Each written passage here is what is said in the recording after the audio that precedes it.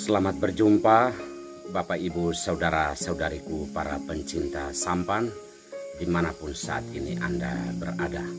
Kembali saya Pater Domi Kevi SVD menyapa Anda sekalian melalui renungan harian.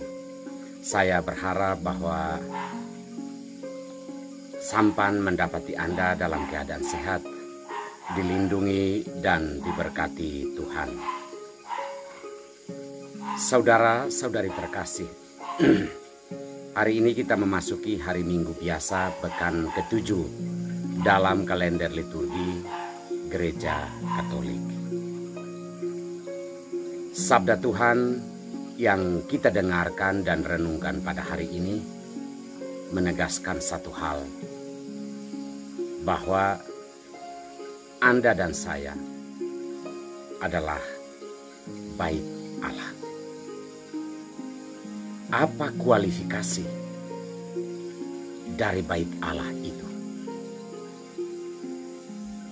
Kalau kita mendengar bacaan-bacaan suci pada hari ini, bait Allah itu tidak dimaksudkan sebuah gedung atau bangunan yang dibuat oleh manusia dengan rancangan kemegahannya tersendiri. Tetapi bait Allah itu adalah pertama-tama hidup manusia. Hidup Anda, hidup saya. Sebagai bait Allah, Tuhan menegaskan bahwa kualifikasi yang menunjukkan hidup kita sebagai bait Allah, yakni mengasihi sesama seperti kita mengasihi diri kita sendiri. Sering kita mendengar ada nasihat untuk tidak merokok, tidak minum alkohol, pertama-tama karena dikatakan, tidak tahukah kamu bahwa tubuhmu adalah bait Allah.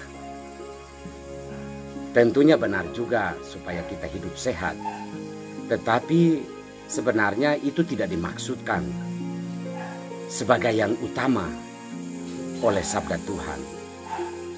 Hal yang utama ketika kita disebut sebagai bait Allah adalah ketika kita mampu mengasihi sesama kita seperti kita mencintai dan mengasihi diri kita sendiri. Kita sendiri tidak mau kalau kita terluka. Kita sendiri juga tidak mau kalau kita sakit. Kita sendiri juga tidak mau kalau kita disakiti. Oleh karena itu, inilah ukuran yang benar, ukuran yang pasti ketika kita hidup bersama dengan orang lain.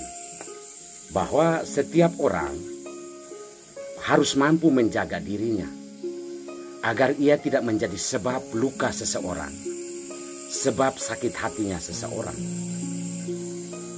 Karena itulah ukuran bait Allah. Allah tinggal di dalam nurani kita. Allah tinggal di dalam hidup kita. Maka ketika hidup kita bertentangan, kita menjadi sebab luka, kekecewaan dan sakit hatinya orang lain, itu berarti orang tidak menemukan Allah di dalam hidup kita. Lebih jauh, bacaan pertama mengatakan bahwa jika ada orang di antara kamu yang berbuat salah, tegurlah dia secara terus terang.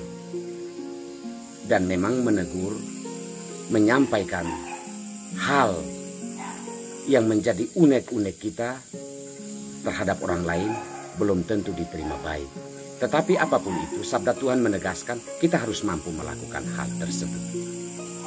Yesus lebih dalam lagi menjelaskan tentang mengasihi sesama sebagaimana kita mengasihi diri kita sendiri. Ia mengatakan bahwa barang siapa menampar pipi kananmu, berikanlah juga pipi kiri. Barang siapa menginginkan bajumu, serahkanlah juga jubahmu. Apa yang dikatakan oleh Yesus ini sebenarnya mau menggariskan tentang nilai lebih kita sebagai pengikutnya atau sebagai orang-orang beriman, bahwa kita harus mampu mengasihi, terutama mengasihi orang-orang yang memusuhi kita. Yesus meminta kita untuk berbuat lebih daripada yang dilakukan oleh manusia-manusia duniawi, bahwa ia hanya baik dengan orang yang baik dengan dirinya, tetapi ia akan berlaku tidak baik terhadap orang-orang yang juga tidak baik dengan dirinya. Saudara-saudariku terkasih, memang ini hal yang sulit dan berat untuk kita lakukan. Tetapi jika kita mengingat bahwa diri kita adalah bait Allah, maka orang harus menemukan kasih sejati, pemaafan yang sejati, keadilan yang sejati, dan juga terutama bela rasa yang sejati dari dalam diri kita.